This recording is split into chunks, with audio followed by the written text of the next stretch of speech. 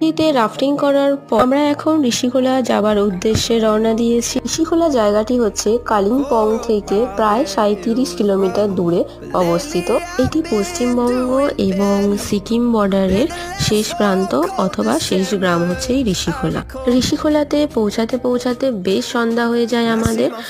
মৌজাউলে river রিট্রিটে আমরা stay করেছি। এটি একটি হোমস্টে। ডাইনিং স্পেসটা ভীষণ সুন্দরভাবে ডেকোরেট করা। বাই 10:30 নাগাদ আমাদের সকলের ডিনার কমপ্লিট হয়ে যায়। তারপরে আমরা সব যে যার রুমে চলে যাই সকাল হবার অপেক্ষায়। ঠিক এরকমই একটা আওয়াজে আমার ঘুম ভাঙে সকালে। তো আমি বেরিয়ে পড়ি চটজলদি, কারণ আমি আওয়াজটা চিনি, জানি আওয়াজটা হচ্ছে ময়ূরের আওয়াজ। তো যদি দেখতে পাই তো বেরিয়ে গেছিলাম চটজলদি। সকলেই ঘুমাচ্ছিল, জাস্ট আমি বেরিয়েছি। বেরিয়ে আমি স্টার্নিং ভিউটা দেখে জাস্ট মুগ্ধ হয়ে যাই। তো চারিদিকটা এরকম ছিল, বেশ সুন্দর।